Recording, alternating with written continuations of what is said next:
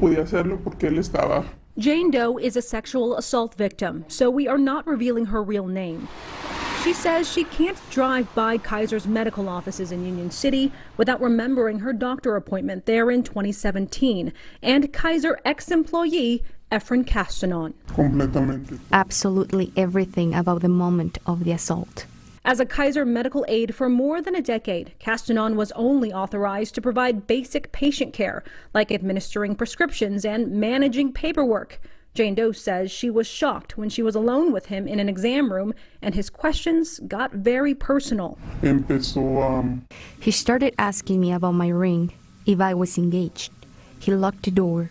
When I went to grab my purse, he came up from behind and held my hand. He made me touch his private part. Castanon was convicted of sexual battery against Jane Doe in 2018, but new court filings and internal Kaiser documents reviewed by NBC Bay Area show accusations that Castanon had a long list of victims. He viewed nurse-themed porn on his work computer and still stayed on the job. According to documents filed in the lawsuit, there were at least 6 other alleged victims of Castanon while he worked at Kaiser. In 2013, a Kaiser patient said Castanon physically examined her when he wasn't trained or authorized to, cupping her breast and touching other parts of her body. She said she reported the abuse to her Kaiser provider. In 2015, another Kaiser patient says Castanon told her he wanted to stay in the room and watch her undress. She said she reported him. Kaiser concluded Castanon's behavior was inappropriate, but he continued to work with female patients. In 2016, 1 month before Jane Doe's attack, Castanon was accused of sexual battery. It's unclear if it involved a patient. The misdemeanor charge was dismissed as part of his plea deal in Jane Doe's case. So why was Castanon still working at Kaiser and with patients for so long? Has there been any complaints or anything said about any behaviors that... Police body cam video obtained by our unit shows what his supervisor may or may not have known at the time. You hear an officer speaking with her shortly after Jane Doe's attack. I haven't had any formal reports of any unusual behavior. One patient who just said, I just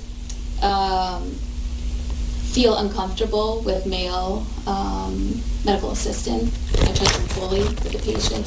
The way that Kaiser and Kaiser-related entities are organized, it seems like there's a real silo.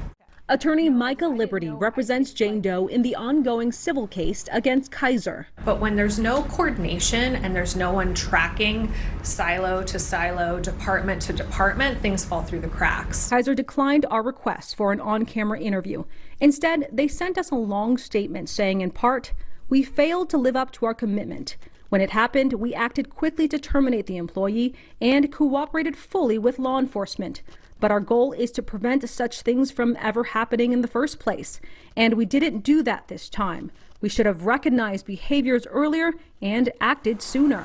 In this special Insider Exclusive Justice in America, Jane Doe's Story network TV special, our news team sits down with Micha Star Liberty, owner of Liberty Law, author and prominent advocate for human and consumer rights in Oakland, California, who not only represented her client, Jane Doe, a Kaiser patient, and successfully settled this case for a confidential amount, but more importantly, she exposed the negligence of the Kaiser Foundation Hospitals and Kaiser Foundation Health Plan in failing to act despite multiple warnings about serious and multiple complaints of their employee, Efren Castanon. He was later convicted of sexual battery in a separate criminal trial and sentenced to 3 years in prison. The extremely rare Kaiser public statement acknowledging its failure in recognizing and addressing harassment and vowing to improve its policies and processes was an unexpected admission and underscores the impact of Jane Doe's case. Micha has earned a reputation as an unyielding trial lawyer who repeatedly represents individuals and families and repeatedly wins. She has earned the highest respect from citizens and lawyers alike as one of the best trial lawyers in the San Francisco, Oakland Bay Area and throughout California. She's built a substantial reputation by consistently winning cases other law firms have turned down, and her amazing courtroom skills and headline-grabbing success rate continue to provide her clients with the results help they need and the results they deserve. This is the Insider Exclusive, live from Oakland, California.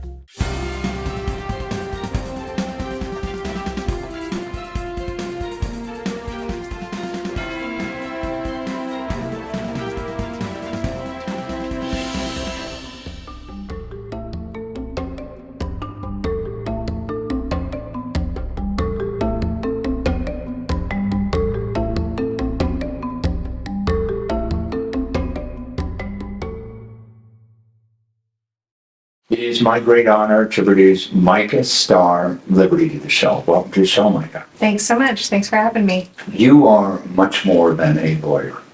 You're an advocate. And you have a background that goes back over 20 years advocating for the rights of sexual abuse victims. Yeah, so human trafficking, if you can believe it or not, wasn't illegal until about 2 decades ago. There weren't any federal statutes prohibiting the trafficking of human beings. And what we have seen over the past 20 years is a proliferation of women and children, predominantly, that's what the statistics show, being trafficked in person. And now we're seeing it online so much more than ever. Just to give you a sense of the statistics, when we talk about the trafficking of child pornography, or what we call CSAM, child sexual abuse material, 10,000 images are uploaded of CSAM material every 12 hours. 10,000 images. And one can go through the entire human trafficking cycle on social media platforms, and that's what's happening these days. And I understand you're almost ready to file a case on that, right? Part of a multi-district litigation here in Oakland, helping protect or trying to get accountability and trying to get protection for children who have suffered at the hands of social media, allowing this kind of imagery and trafficking to continue. Today we are here to talk about a case that you brought against Kaiser Foundation, Kaiser Healthcare. Tell our audience a little bit about this case. I represented a wonderful, very strong woman. She is bilingual, but Spanish was her primary language. She was working for a maid service, and doing that kind of, back-breaking work caused back problems. So she started to go see her doctor for an industrial injury to deal with her back pain.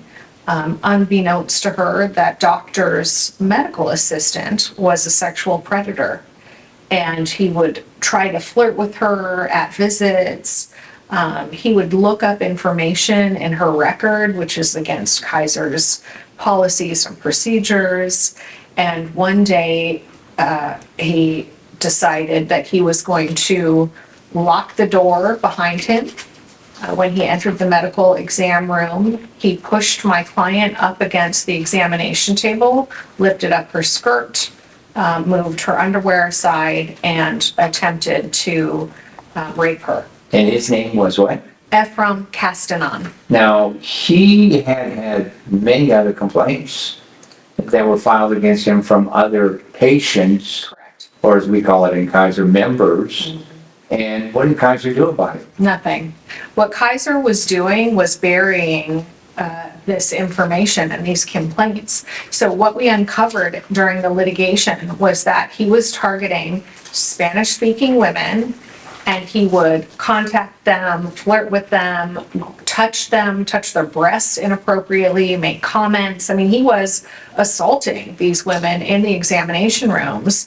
And when they would report it, nothing would happen. It would get buried, or what's worse, from a business perspective, the people who were taking these complaints were creating shadow files, shadow HR files. So instead of going to HR and saying, we have received a complaint from a member that this man, Ephraim Castanon, groped her breasts during an examination, instead of reporting that to HR, they were reporting it to the person who was in charge of that floor, who would keep it in a file and not share it with anyone else. But why? Because, when there is a need for accountability, people don't want to step up. They don't want to rock the boat. The other thing with this particular predator, and we see this with a lot of predators, he's gregarious. The doctors and the nurses referred to him as being handsome and friendly. So he was kind of like the cool kid on the block, and they were not interested in going through the paperwork or the procedure to get him to stop abusing women. How did this come to fruition, this case? What ended up happening, and I'm so glad that we had this bit of information, because so many times when women come forward to the police and they report what happened to them, it gets swept under the rug, there's no investigation, and there are no criminal charges. Luckily, my client, as she was struggling, she thought for her life, was able to turn around, and she saw Mr. Castanon's genitalia, and he had marks on his genitalia that were unique. So she was able to tell the police what his genitalia looked like, and that was enough for them to believe her and to actually do an investigation. So the police were actually called to the hospital, right? They were. That doesn't happen that often, does it? It doesn't. It really doesn't. And this client went home and told her brother what happened. Thankfully, she was confident enough and felt secure enough to share with her brother, and he encouraged her to call the police. And so the police went out and did an investigation. And they arrested him, right? They did arrest him. Not immediately, but they did arrest him. And separately, he was charged criminally, a separate case. He was convicted.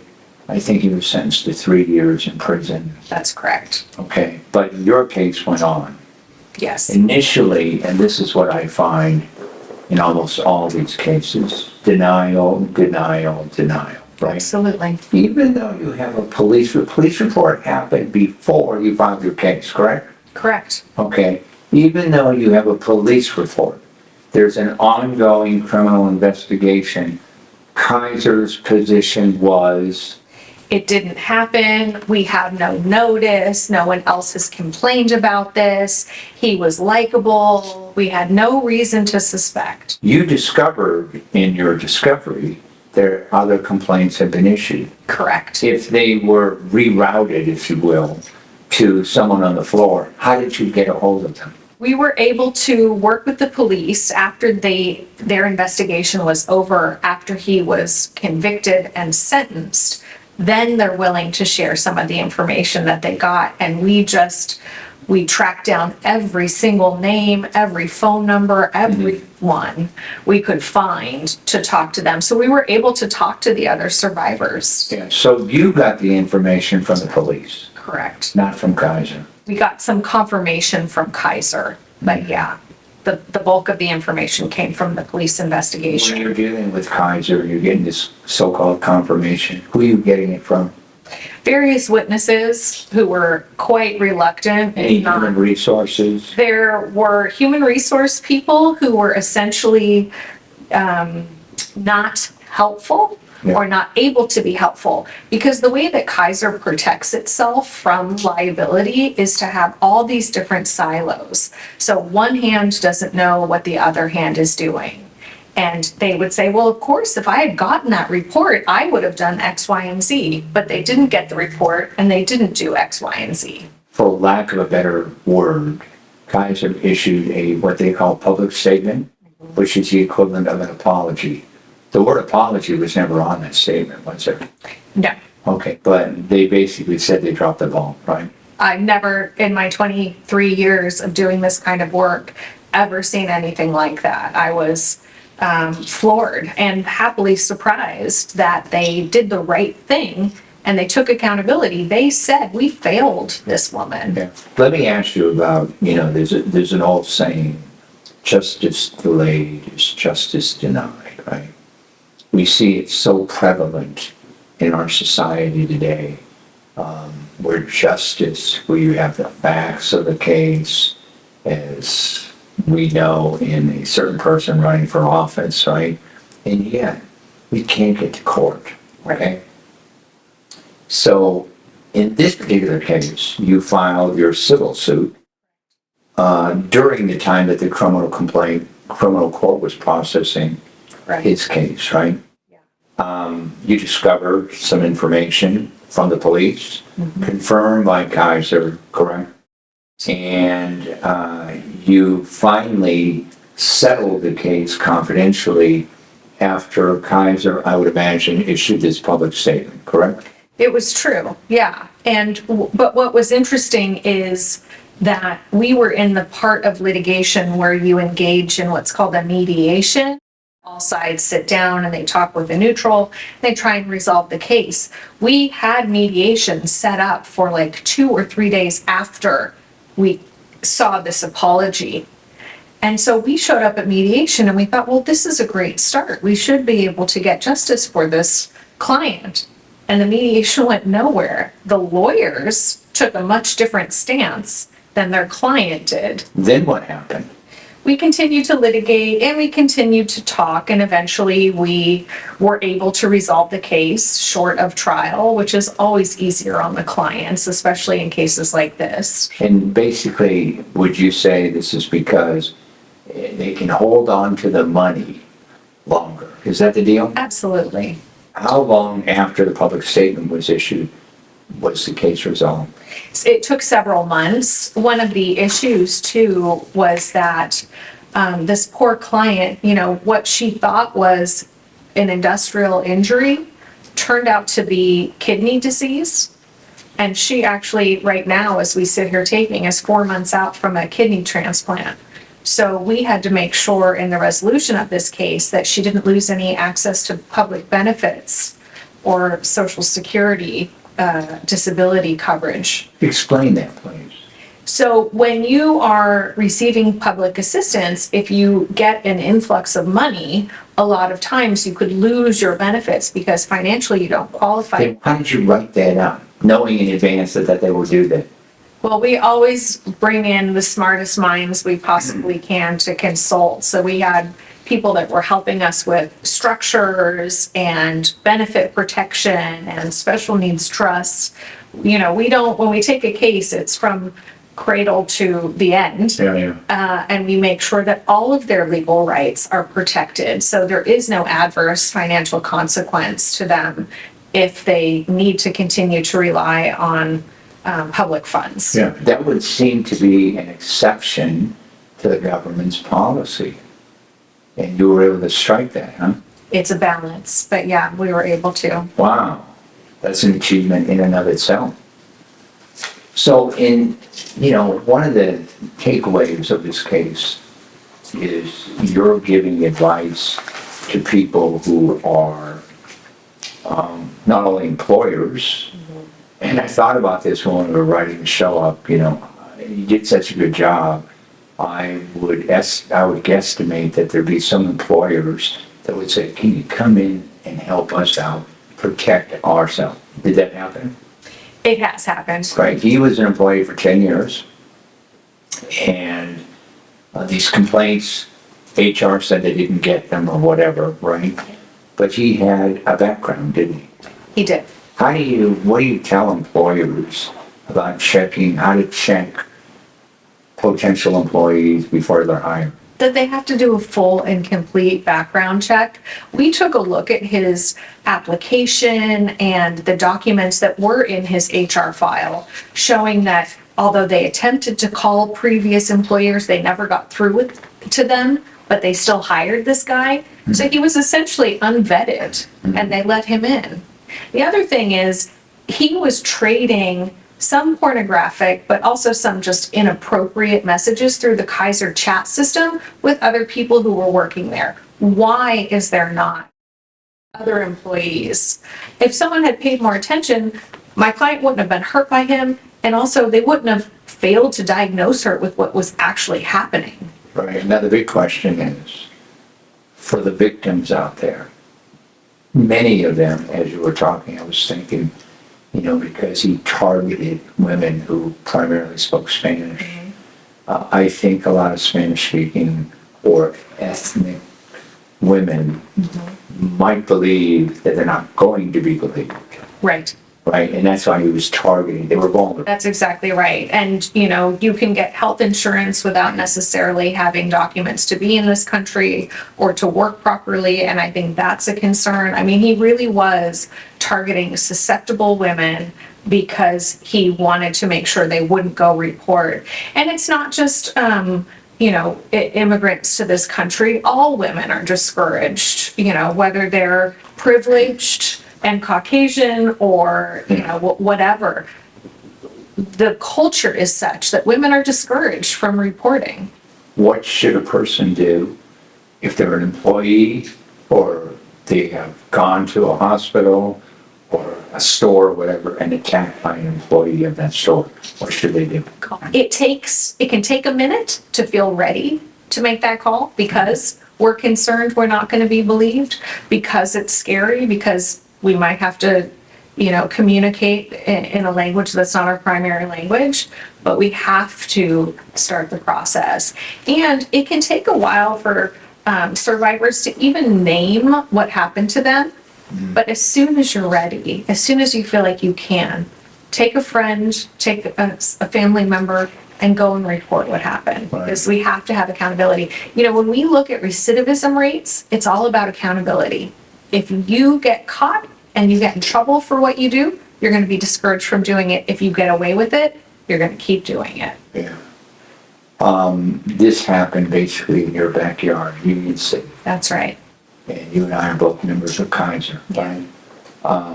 You probably get a lot of calls from folks who was in the newspaper and everything. Yeah, there was a lot of attention.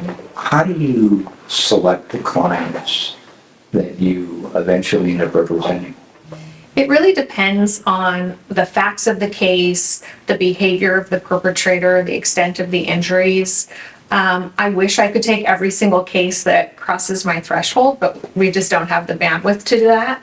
So if I don't take a case, I will try to get them to the right home, so someone else who's skilled can help them.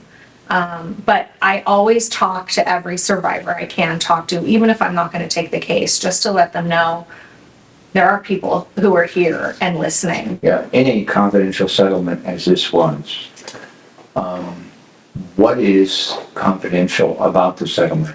Only the monetary value? Correct. That's it? Correct. So the person can talk about the case? Yeah, I worked hard here in California to change the law, so we do have that right for survivors to be able to speak out. We can't be forced to sign confidentiality agreements with respect to the facts. That's right. But in all of those cases, in a criminal setting, they can come forward. Well, you did a fantastic job, and I'm glad we got fighters out there like you. Thank you. Fighting for women and men. That's right. And thank you for being on the show. Thanks for having me. Thanks for joining us. You can get more information about our guest and the issues at insiderexclusive.com.